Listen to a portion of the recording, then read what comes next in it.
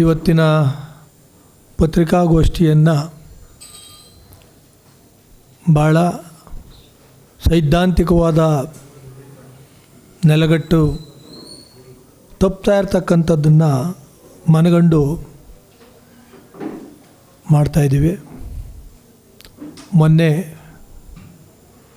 ಜನತಾದಳದ ಮಂಡ್ಯ ವಿಧಾನಸಭಾ ಕ್ಷೇತ್ರದ ಎರವಲು ಅಭ್ಯರ್ಥಿಯಾಗಿದ್ದ ರಾಮಚಂದ್ರರವರು ನಮ್ಮ ಜನಪ್ರಿಯ ಶಾಸಕರು, ಅಭಿವೃದ್ಧಿಯ ಬಗ್ಗೆ ಅಪಾರವಾದ ಚಿಂತನೆ ಇಟ್ಕೊಂಡಿರ್ತಕ್ಕಂಥ ಯುವಕ ಶಾಸಕರು, ಸಾಮಾನ್ಯ ಕುಟುಂಬದಿಂದ ಬಂದಿರತಕ್ಕಂಥ ರವಿಕುಮಾರ್ ಅವರ ಬಗ್ಗೆ ಅನಗತ್ಯ ಮತ್ತು ಇಲ್ಲ ಸಲ್ಲದ ಆರೋಪಗಳನ್ನು 3 ವರ್ಷ 4 ತಿಂಗಳ ನಂತರ ಪ್ರತ್ಯಕ್ಷರಾಗಿ ತಮ್ಮ ಪತ್ರಿಕಾಗೋಷ್ಠಿಯಲ್ಲಿ ಆರೋಪ ಮಾಡಿದ್ದಾರೆ. ಭಾಳ ಮುಖ್ಯವಾಗಿ ಅವರ ಪತ್ರಿಕಾಗೋಷ್ಠಿಯ ಹೂರಣ ಹೇಗಿದೆ ಅಂದರೆ, ಯಾವುದೇ ಗ್ರಾಮದ ಅಥವಾ ಯಾವುದೇ ಆಪ್ತಿಯ ಅಭಿವೃದ್ಧಿಯ ಪರವಾದ ವಿಚಾರ ಆಗಲಿ ಅಥವಾ ಆಡಳಿತದಕ್ಕೆ ಸಂಬಂಧಪಟ್ಟಂಥ ಲೋಪಗಳಾಗಲಿ ಅವರು ಚರ್ಚೆ ಮಾಡಿಲ್ಲ. ಅವರು ಮಾಡಿರ್ತಕ್ಕಂಥ ಆರೋಪಗಳು, ಚರ್ಚೆಗಳು ತಮ್ಮ ವೈಯಕ್ತಿಕವಾದ ವ್ಯವಹಾರದ ಬಗ್ಗೆ ಮತ್ತು ಇಲ್ಲಿಯ ಲೋಕಸಭಾ ಸದಸ್ಯರು ಮತ್ತು ಕೇಂದ್ರ ಸಚಿವರಾದ ಕುಮಾರಸ್ವಾಮಿ ಅವರ ಬಗ್ಗೆ ಟೀಕೆ ಮಾಡೋದೇ ತಪ್ಪೇನೋ ಅಪರಾಧವೇನೋ ಅನ್ನೋ ರೀತಿಯಲ್ಲಿ ಮಾಡಿದ್ದಾರೆ. ಮತ್ತು ವೈಯಕ್ತಿಕವಾಗಿ ಅವ್ರು ಭೇಟಿಯಾದಂಥ ಸಂದರ್ಭದಲ್ಲಿ ಕೊಡಬೇಕಾದಂಥ ಗೌರವನೂ ಕೂಡ ವ್ಯಂಗ್ಯವಾಗಿ ಚರ್ಚೆ ಮಾಡಿದ್ದಾರೆ. ಈ ಮೂಲಕ ರಾಮಚಂದ್ರರವ್ರಿಗೆ ನಾನು ನೇರವಾಗಿ ಆಗ್ರಹ ಪಡಿಸ್ತಾ ಇರ್ತಕ್ಕಂಥದ್ದು ಏನಂದರೆ, ಸೈದ್ಧಾಂತಿಕ ಆಡಳಿತ ಅಭಿವೃದ್ಧಿ ಪರವಾದ ಚರ್ಚೆಯನ್ನು ಹುಟ್ಟಾಕಬೇಕೇ ಹೊರತು ವೈಯಕ್ತಿಕವಾದ ನಮ್ಮ ಹಿತಾಸಕ್ತಿಗೆ ಪೂರಕವಾದ, ಭಾಳ ಮುಖ್ಯವಾಗಿ ಯಾರನ್ನೂ ಪ್ರಶ್ನೆ ಮಾಡಬಾರ್ದು, ಪ್ರಶ್ನೆನೇ ಮಾಡಬಾರ್ದು ಲೋಕಸಭಾ ಸದಸ್ಯರನ್ನ ಅನ್ನೋ ಧಾಟಿಲಿ ಹೇಳಿದಿರಲ್ಲ, ಅದನ್ನು ಖಂಡಿಸ್ತೀವಿ. ಹೌದು, 2.5 ವರ್ಷ ಆಯಿತು ಕೇಂದ್ರ ಸಚಿವರಾಗಿ. ಏನು ಕೊಡುಗೆ ಮಂಡ್ಯ ಜಿಲ್ಲೆಗೆ, ಮಂಡ್ಯ ಲೋಕಸಭಾ ಕ್ಷೇತ್ರಕ್ಕೆ? 2.5 ವರ್ಷ ಬೇಕಾ ಬೃಹತ್ ಕೈಗಾರಿಕಾ ಸಚಿವರಿಗೆ ಒಂದು ಇಂಡಸ್ಟ್ರಿಯಲ್ ತರೋಕ್ಕೆ? 2.5 ವರ್ಷ ಏನು ಕೊಡುಗೆ? ನಮಗಂತೂ CRS ಫಂಡಲ್ಲಿ ಡೆವಲಪ್ಮೆಂಟ್ ಪ್ರೋಗ್ರಾಮ್ ಮಾಡ್ತಾ ಇರ್ತಾರೆ ಕೆಲವೊಂದು ಬಿಟ್ಟರೆ, ಉಳಿದಂತೆ ಒಬ್ಬ ಸಾಮಾನ್ಯ ಲೋಕಸಭಾ ಸದಸ್ಯರ ಥರ ಅವ್ರ ಕೆಲಸ ಕಾಣ್ತಾ ಇದೆ, ಕೇಂದ್ರ ಸಚಿವರ ಥರ ಕಾಣ್ತಾ ಇಲ್ಲ. ಎಲ್ಲೂ ಯಾವುದೇ ಉದ್ಯೋಗ ಸೃಷ್ಟಿಯಾಗಿಲ್ಲ 2.5 ವರ್ಷ ಆಯಿತು. ಅಥವಾ ಯಾವುದಾದ್ರೂ ಒಂದು ಪುನಶ್ಚೇತನೂ ಕೂಡ ಕೈಗಾರಿಕೆಯನ್ನು ಮಾಡಿರ್ತಕ್ಕಂಥ ಪ್ರಕ್ರಿಯೆ ಇಲ್ಲ. ಅದನ್ನು ಟೀಕೆ ಮಾಡಿದ್ರೆ, ಟೀಕೆ ಮಾಡೋದೇ ತಪ್ಪು ಅನ್ನೋಂಗೆ ಮಾತಾಡ್ಬಿಟ್ರೆ ಮತ್ತು ಜನಪ್ರತಿನಿಧಿಗೆ ಇನ್ಯಾವ ರೀತಿ ಹಕ್ಕಿರ್ತದೆ, ಇನ್ಯಾವ ರೀತಿ ಜವಾಬ್ದಾರಿ ಇರ್ತದೆ, ಇನ್ಯಾವ ರೀತಿ ನಾವು ಅವ್ರನ್ನ ಪ್ರಶ್ನೆ ಮಾಡೋ ರೀತಿ ಇರ್ತದೆ? ಹಾಗಾಗಿ ಜೊತೆಗೆ ಅವರ ವೈಯಕ್ತಿಕ ವಿಚಾರಗಳು, ಯಾವುದೋ ಟೆಂಡ್ರ್ ಅಂತೆ ಯಾವುದೋ, ಅವೆಲ್ಲ ಕಾನೂನಲ್ಲಿರ್ತವೆ. ಅವ್ರ ಕಾನೂನು ಇದೆ, ಕೋರ್ಟ್ ಇದೆ, ಬೇಕಾದಷ್ಟು ಪ್ರಶ್ನೆ ಮಾಡಲಿಕ್ಕೆ ಅವಕಾಶ ಇದೆ. ವ್ಯಾಪಾರವನ್ನು ಅವರು ಅಭಿವೃದ್ಧಿ ಮಾಡ್ಕೋಬೇಕಾದ್ರೆ ಹಲವಾರಿದೆ. ನನಗೆ ಮಾಹಿತಿ ಇರೋ ಪ್ರಕಾರ ಮಂಡ್ಯ ವಿಧಾನಸಭಾ ಕ್ಷೇತ್ರದಲ್ಲಿ ಪಕ್ಷಾತೀತವಾಗಿ ಅಭಿವೃದ್ಧಿ ಕಾರ್ಯಕ್ರಮಗಳನ್ನು ನಮ್ಮ ಶಾಸಕರು ಮಾಡ್ತಾಯಿದ್ದಾರೆ. ಪಕ್ಷಾತೀತವಾಗಿ ಕೆಲಸನೂ ಕೂಡ ಮಾಡ್ತಾವ್ರೆ. ಪಟ್ಟಿ ಬೇಕು ಅಂದ್ರೆ ಪಟ್ಟಿನೂ ಕೊಡ್ತೀವಿ. ಜನತಾದಳದವರೇ ಗುತ್ತಿಗೆದಾರರು ಎಷ್ಟು ಚೆನ್ನಾಗಿ ಕೆಲಸ ಮಾಡ್ತಾವ್ರೆ ಅಂತ. ಇವೆಲ್ಲವನ್ನು ಮರೆತು ಇಡೀ ಕ್ಷೇತ್ರದೆಲ್ಲ ಕೆಲಸ ನನಗೇ ಬೇಕು ಅನ್ನೋ ಥರ ಅವ್ರು ಮಾತಾಡಿದ್ರೆ ಇದು ಕಡಾಖಂಡಿತವಾಗಿ ಪ್ರಜಾಪ್ರಭುತ್ವ ವಿರೋಧಿ ನೀತಿ. ದಯಮಾಡಿ ಮಂಡ್ಯ ವಿಧಾನಸಭಾ ಕ್ಷೇತ್ರದಲ್ಲಿ ಅವತ್ತಿನ ದಿನದಲ್ಲಿ ಅದು ಅವ್ರ ಪಕ್ಷದ ಆಂತರಿಕ ವಿಚಾರ ನಾವು ಚರ್ಚೆ ಮಾಡೋಂಗಿಲ್ಲ. ಮೇಲ್ಕೋಟೆ ವಿಧಾನಸಭಾ ಕ್ಷೇತ್ರದಿಂದ ಅವ್ರನ್ನ ಅಭ್ಯರ್ಥಿ ಮಾಡಿದ್ರು. ಹಲವಾರು ಜನ ಮಂಡ್ಯ ವಿಧಾನಸಭಾ ಕ್ಷೇತ್ರದಲ್ಲಿ ಅಭ್ಯರ್ಥಿ ಇದ್ದರೂ ಕೂಡ ಅದು ಅವ್ರ ಪಕ್ಷದ ವಿಚಾರ, ನಾವು ಅದನ್ನು ಪ್ರಶ್ನೆ ಮಾಡೋದಿಲ್ಲ. ಆದರೆ ಅವರು ಸೈದ್ಧಾಂತಿಕವಾಗಿ ಮಂಡ್ಯ ವಿಧಾನಸಭಾ ಕ್ಷೇತ್ರ ಈಗ ನೋಡಿದ್ದೀರ, ಕಳೆದ 20 ವರ್ಷಗಳಿಂದ ಆಗದೇ ಇರ್ತಕ್ಕಂಥ ಹಲವಾರು ಅಭಿವೃದ್ಧಿ ಕಾರ್ಯಕ್ರಮಗಳನ್ನು ಸಮರೋಪಾದಿಯಲ್ಲಿ ಮಾಡ್ತಾಯಿದ್ದಾರೆ. ಸಮರೋಪಾದಿಯಲ್ಲಿ ಮಂಡ್ಯ ವಿಧಾನಸಭಾ ಕ್ಷೇತ್ರ ಶಾಸಕರು ಮಾಡ್ತಾಯಿದ್ದಾರೆ. ಎಲ್ಲ ರಂಗದಲ್ಲೂ ನಗರಸಭೆ ವ್ಯಾಪ್ತಿಯಲ್ಲಾಗಿರ್ಬೋದು, ಗ್ರಾಮಾಂತರ ಪ್ರದೇಶದಲ್ಲಾಗಿರ್ಬೋದು, ಎಲ್ಲ ಕಡೆಯಲ್ಲೂ ಕೂಡ ಅಭಿವೃದ್ಧಿಯ ಪರ್ವ ಮಂಡ್ಯ ವಿಧಾನಸಭಾ ಕ್ಷೇತ್ರ ಕಾಣ್ತಾ ಇದೆ. ಇದು ಯಾವ ಏಳಿಗೆಯನ್ನು ಸಹಿಸ್ಕೋಕ್ಕಾಗ್ದಲೆ ಮುಂದಿನ ಸಾರ್ವತ್ರಿಕ ವಿಧಾನಸಭಾ ಚುನಾವಣೆಯಲ್ಲಿ ರವಿಕುಮಾರ್ ಅವ್ರನ್ನ ಈ ಅಭಿವೃದ್ಧಿ ಕಾರ್ಯಕ್ರಮ ಮಾಡ್ತಾ ಇರ್ತಕ್ಕಂಥವ್ರನ್ನ ಎದುರಿಸೋದು ಕಷ್ಟ ಅಂದ್ಬಿಟ್ಟು ಇವ್ರು ಇಲ್ಲದೇ ಇರೋ ಸಲ್ಲದೇ ಇರೋ ಆರೋಪಗಳನ್ನು ಮಾಡ್ತಕ್ಕಂಥದ್ದು ಖಂಡಿತವಾಗಿಯೂ ಔಚಿತ್ಯ ಅಲ್ಲ. ಇದನ್ನು ನಾವು ಖಂಡ ತುಂಡವಾಗಿ ಖಂಡಿಸ್ತೀವಿ. ಇದ್ರ ಜೊತೆಗೆ ಜನಪರವಾದ ಆಡಳಿತ ಅಭಿವೃದ್ಧಿ ಕಾರ್ಯಕ್ರಮಗಳನ್ನು ಏನು ಮಾಡಿದ್ದೀವಿ ಈ 2 ವರ್ಷದಲ್ಲಿ ಲೋಕಸಭಾ ಸದಸ್ಯರಾಗಿ ಸಚಿವರಾಗಿ ಅದನ್ನು ತೆರೆದಿಡಲಿ, ಅದನ್ನು ಕ್ಷೇತ್ರವಾರು ತೆರೆದಿಡಲಿ. ಆಗ ಅದನ್ನು ನಾವು ಕೂಡ ಒಪ್ಕೋತೀವಿ. ಅಲ್ಲೋಗಿ ಇಲ್ಲಿ ಭೂಮಿ ಕೊಡಬೇಡಿ ಅಂತ ಹೋರಾಟ ಮಾಡೋದು ರೆಡ್ ಝೋನ್ನ, ಇಲ್ಲಿ ಬಂದು ಒಂದಿನ 100 ಎಕರೆ ಕೇಳೋದು, ಆಮೇಲೆ 200 ಎಕರೆ ಕೇಳೋದು, ಈ ಹುಡುಗಾಟದ ಅವರೂ ಕೂಡ ರಾಜ್ಯವನ್ನು ಪ್ರತಿನಿಧಿಸಿದಂಥವ್ರು, ರಾಜ್ಯದ ಮುನ್ನಡೆಸಿದಂಥವ್ರು, ಈ ರೀತಿಯ ಹುಡುಗಾಟದ ವಿಚಾರಗಳನ್ನು ಹೊರತುಪಡಿಸಿ ಮಂಡ್ಯ ಲೋಕಸಭಾ ಕ್ಷೇತ್ರಕ್ಕೆ ಅವರು ನ್ಯಾಯ ಒದಗಿಸ್ಬೇಕು ಅಂತ ಕೂಡ ಆಗ್ರಹಿಸ್ತೀವಿ.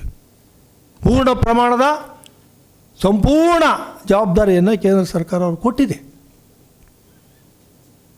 ಅವರು ತಮ್ಮ ಒಂದು ಅಭಿವೃದ್ಧಿ ಕಾರ್ಯಕ್ರಮವನ್ನು ನಾವು ನೋಡಲಿಕ್ಕೆ ಬಯಸ್ತೀವಿ. ಅಥವಾ ಅವ್ರು ಪ್ರಶ್ನೆ ಮಾಡೋದು ತಪ್ಪು ಅಂತಕ್ಕಂಥ ಮಾತನ್ನು ರಾಮಚಂದ್ರ ಅವರು ಹೇಳಿದ್ರೆ ಅದು ಲೋಪ ಆಗ್ತದೆ, ಪ್ರಜಾಪ್ರಭುತ್ವ ವಿರೋಧಿ ಆಗ್ತದೆ, ಸಂವಿಧಾನ ವಿರೋಧಿ ಆಗ್ತದೆ. ಪ್ರಶ್ನೆ ಮಾಡ್ತಕ್ಕಂಥ ಹಕ್ಕು ಎಲ್ರಿಗೂ ಇರ್ತದೆ, ಉತ್ತರ ಕೊಡ್ತಕ್ಕಂಥ ಜವಾಬ್ದಾರಿ ಪ್ರತಿನಿಧಿಗಿದ್ದೇ ಇರ್ತದೆ. ಹಾಗಾಗಿ ರಾಮಚಂದ್ರರವರು ಅವ್ರು ಏನು ಆರೋಪ ಮಾಡಿದ್ದಾರೆ ಎಲ್ಲವೂ ಕೂಡ ಕಪೋಲ ಕಲ್ಪಿತ. ಜೊತೆಗೆ ಅಭಿವೃದ್ಧಿಯನ್ನು ಸಹಿಸ್ತಲೇ ಮಾಡಿರ್ತಕ್ಕಂಥ ಆರೋಪ ನಿರಾಧಾರ. ಸೈದ್ಧಾಂತಿಕ ನೆಲೆಗಟ್ಟಲ್ಲಿ ಚರ್ಚೆ ಮಾಡಬೇಕು ಅಂತ ಆಗ್ರಹಿಸ್ತೀವಿ. ಅಭಿವೃದ್ಧಿ ಪರವಾದ ಆಡಳಿತವನ್ನು ನಾವು ಕೊಡ್ತಾ ಇದ್ದೀವಿ. ಅವರ ವೈಯಕ್ತಿಕ ವಿಚಾರಗಳಿದ್ದರೆ ಅದು ವೇದಿಕೆ ಇದೆ, ಕಾನೂನಿದೆ, ಅದರಲ್ಲಿ ಅವ್ರು ಪ್ರಶ್ನೆ ಮಾಡಿ ಉತ್ತರ ತಗೊಳ್ಬೋದು. ಯಾರೂ ಕೂಡ ಪ್ರಜಾಪ್ರಭುತ್ವ ವ್ಯವಸ್ಥೆಯಲ್ಲಿ ಸರ್ವಾಧಿಕಾರಿಗಳಲ್ಲ.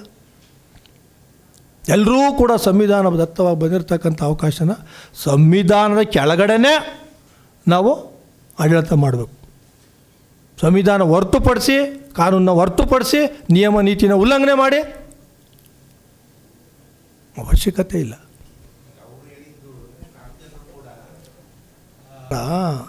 ಪದ ಬಳಕೆ ಅಂತಕ್ಕಂಥದ್ದು ಮನುಷ್ಯನಿಗೆ ಯಾವಾಗ ತಮ್ಮ ಮಿತಿನ ಮೀರ್ತದೆ ಅಂತಂದರೆ ಮತ್ತೆ ಮತ್ತೆ ಸುಳ್ಳನ್ನೇ ಸತ್ಯ ಮಾಡಲಿಕ್ಕೆ ಹೊರಟಂಥ ಸಂದರ್ಭ ಅದು ಆ ಮಿತಿಯನ್ನು ಮೀರ್ತದೆ. ಅದನ್ನು ಉದ್ದೇಶ ಮಾಡಿ ಅವ್ರು ಪ್ರಶ್ನೆ ಮಾಡಿರ್ತಾರೆ. ಎಲ್ಲಿ ಯಾವುದು ಯಾವುದು ಯಾವ ರೀತಿಯಲ್ಲಿ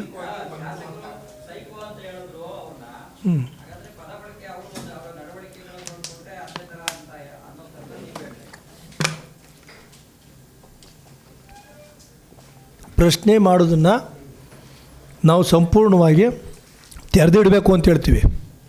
ಸೈಕೋ ಅನ್ನೋ ಪದಕ್ಕೆ ಸೀಮಿತವಾಗಿ ಅವ್ರು ಚರ್ಚೆ ಮಾಡಿಲ್ಲ, ಇಲ್ಲ. ಅದನ್ನು ಹೇಳವ್ರೆ. ಅದನ್ನು ಹೊರತುಪಡಿಸಿ ಅವ್ರು ಸಿಮೆಂಟ್ ವ್ಯಾಪಾರ, ಅವ್ರ ಟೆಂಡ್ರ್ ವ್ಯಾಪಾರ, ಅವರು ಕೆಲಸ ಮಾಡದೇ ಇರೋ ವ್ಯಾಪಾರ ಇವೆಲ್ಲವೂ ಕೂಡ ಸಹ್ಯನಾ?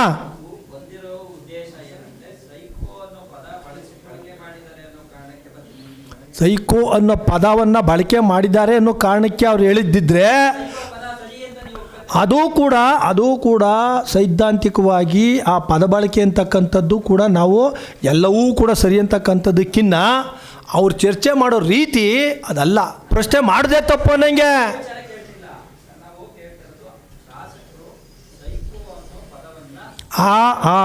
ಅದಕ್ಕೆ ಬರ್ತಾಯಿದ್ದೀನಿ. ಈಗ ಶ್ರೀನಿವಾಸ್ ಅವರೇ, ಶಾಸಕರು ಅತೀತರಲ್ಲ, ಶಾಸಕರು ಸಾರ್ವಜನಿಕ ವ್ಯಕ್ತಿ, ಜನಗಳ ಮಧ್ಯೆ ಇರ್ತಕ್ಕಂಥ ವ್ಯಕ್ತಿ. ಇವತ್ತು ನಾವು ನಿಮ್ಮ ಜೊತೆ ಚರ್ಚೆ ಏನು ಮಾಡ್ತಾಯಿದ್ದೀವಿ, ನಾಳೆ ಬೆಳಿಗ್ಗೆ ಶಾಸಕರು ನಿಮ್ಮ ಜೊತೆಲೇ ಇರ್ತಾರೆ. ನೀವು ಎಲ್ಲಿ ಬೇಕಾದ್ರೂ ಅವ್ರನ್ನ ಈ ರೀತಿ ಪದ ಬಳಕೆ ಮಾಡೋದು ಸರಿ ಅಂತ ಕೇಳ್ಬೋದು. ಅದಕ್ಕೆ ಅದೇ ನಾನು ಹೇಳ್ತೀನಲ್ಲ, ನಾನು ಹೇಳ್ತಾ ಇದ್ದೀನಿ ಆ ರೀತಿ ನೋಡಿ, ಅವರಾದರೂ ಅಷ್ಟೇ, ನಾನಾದರೂ ಅಷ್ಟೇ, ಇನ್ನೊಬ್ಬರಾದರೂ ಅಷ್ಟೇ. ಅದೊಂದೇ ಪದಕ್ಕೆ ಸೀಮಿತ ಆದರೆ ಅದರ ಅವಶ್ಯಕತೆ ಇರಲಿಲ್ಲ.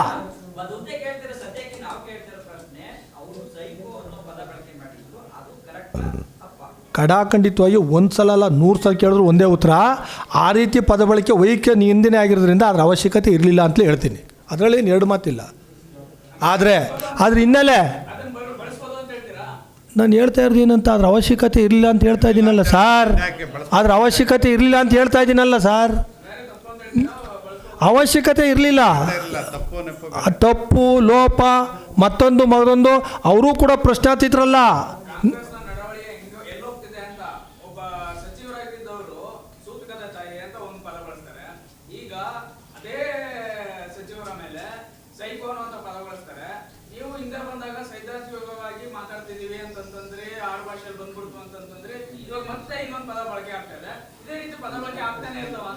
ಕಾಂಗ್ರೆಸ್ನ ಸೈದ್ಧಾಂತಿಕತೆ ಬಗ್ಗೆ, ಪದಗಳ ಬಗ್ಗೆ ಜನತಾದಳದವರು ಉದ್ಘೋಷಿಸಿರುವಂಥ ಘೋಷಣೆಗಳು, ಪದಗಳ ಹೇಳ, ಬಿ ಜೆ ಪಿಯವರು ಮಾಡಿರ್ತಕ್ಕಂಥ ಮಾತುಕತೆ ಅದನ್ನು ಹೇಳ, ಬೇಕಾದಷ್ಟಿದ್ದಾವೆ. ನಾನು ಹೇಳ್ತಾ ಇರೋದು ಬೇಕಾದಷ್ಟಿದ್ದಾವೆ, 1-2 ಅಲ್ಲ, ಬೇಕಾದಷ್ಟಿದ್ದಾವೆ. ಇದೇ ಓಪನ್ ಇದರಲ್ಲಿ ಸಾಲ ಮನ್ನಾ ಅಂದದ್ಗೆ ಎಲೆಕ್ಷನ್ ಗೆಲ್ಬೇಕಾಯ್ತು ಹೇಳ್ದಕನ್ರಿ, ಎಲ್ಲ ಹೇಳೋಕ್ಕಾಗದೇನ್ರಿ ಎಂದವ್ರೆ. ಚೆಕ್ಕಲ್ಲಿ ಲಂಚ ತಗೊಂಡು ಜೈಲಿಗೆ ಹೋಗವ್ರೆ. ಬೇಕಾದಷ್ಟಿದ್ದಾವೆ, ಅಷ್ಟಿಷ್ಟಲ್ಲ, ಬೇಕಾದಷ್ಟಿದ್ದಾವೆ. ಅದು ಜನತಾ ನ್ಯಾಯಾಲಯನ ತೀರ್ಪು ಕೊಟ್ಟಿದೆ ಸಂಬಂಧಪಟ್ಟಂಗೆ. ನಾವು ಇದೇ ನಮ್ಮ ಇವರೇ ಹೇಳೇನೇನು ಹೇಳೋರೆ, ನಾನು ಸಿ ಎಮ್ ಅಂತ ಒಪ್ಪೋದೇ ಇಲ್ಲ ಅಂತಾರೆ.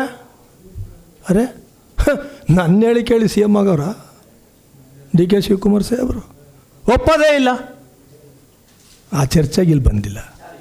ನಮ್ಮ ಚರ್ಚೆ ರಾಮಚಂದ್ರರವರು ಆಡಿರ್ತಕ್ಕಂಥ ಮತ್ತು ಆರೋಪ ಮಾಡ್ತಕ್ಕಂಥ ನಿರಾಧಾರ. ಇದು ಭಾಳ ಒಳ್ಳೆ ಪ್ರಶ್ನೆ ಶ್ರೀನಿವಾಸ್ ಅವರೇ, ತುಂಬ ಒಳ್ಳೆ ಪ್ರಶ್ನೆ ಕೇಳಿದ್ದೀರಾ. ನಾನು ಪ್ರಾರಂಭದಲ್ಲಿ ಅದನ್ನೇ ಹೇಳಿದೆ, ಏನಂತೇಳಿ, ಈ ಒಂದು ಗೌರವಾನ್ವಿತ ವೇದಿಕೆ ಸ್ಥಳ ನಮ್ಮ ವೈಯಕ್ತಿಕ ಅಭಿವೃದ್ಧಿಗಾಗ್ಬೋದು ಅಥವಾ ನಮಗಾಗಿರ್ತಕ್ಕಂಥ ಕಾನೂನು ನೋವಾಗಿರ್ಬೋದಕ್ಕೆ ಅಲ್ಲ. ಅಲ್ಲಿ ಯಾವ ತೊಡಕಿದೆಯೋ ಏನಾಗಿದೆಯೋ ಅನ್ನುವಂಥದ್ದನ್ನು ನೇರವಾಗಿ ಚರ್ಚೆ ಮಾಡಬೇಕು. ಅವರು ಕೋಟಿಗಟ್ಟಲೆ ಕೆಲಸ ಮಾಡ್ತಾಯಿಲ್ವ ಅವರು? ಖಾಲಿ ಇದ್ದಾರಾ? ಅವ್ರು ಏನೇನು ಪ್ರೋಗ್ರಾಮ್ ಮಾಡೋರು ಅಂತ ರೆಡ್ ಆ್ಯಂಡ್ ರೆಕಾರ್ಡ್ ಕೊಡಲಾ? ಮಂಡ್ಯ ವಿಧಾನಸಭಾ ಕ್ಷೇತ್ರದಲ್ಲಿ ಮಾಡ್ತಾ ಇಲ್ವಾ? ಮಾಡ್ತಾ ಇದ್ದಾರೆ.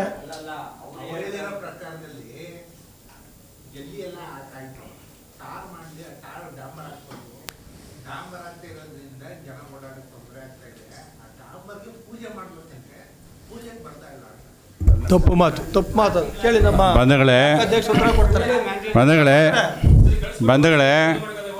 ಬಂಧುಗಳೇ ಅಲ್ಲಿ ಟೆಂಡರ್ ಆಗಿತ್ತು, ಅಲ್ಲಿ UGD ಪ್ರಾಬ್ಲಮ್ ಇತ್ತು, ಹಣ ಇತ್ತು. MLA ಅವಶ್ಯಕತೆ ಮತ್ತು ಆದ್ಯತೆಯನ್ನು 2 ಪದ ಇದೆ.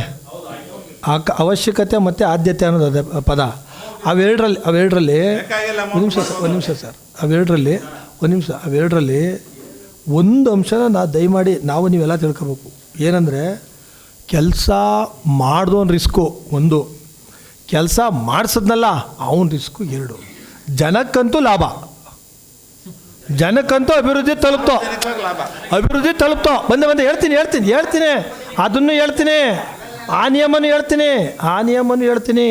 ನಾನು ಜಿಲ್ಲಾ ಪಂಚಾಯತ್ ಕೆಲಸ ಮಾಡಿರೋನು 5 ವರ್ಷ, ಸ್ಟ್ಯಾಂಡಿಂಗ್ ಕಮಿಟಿ ಚೇರ್ಮನ್ ಆಗಿದ್ದನು.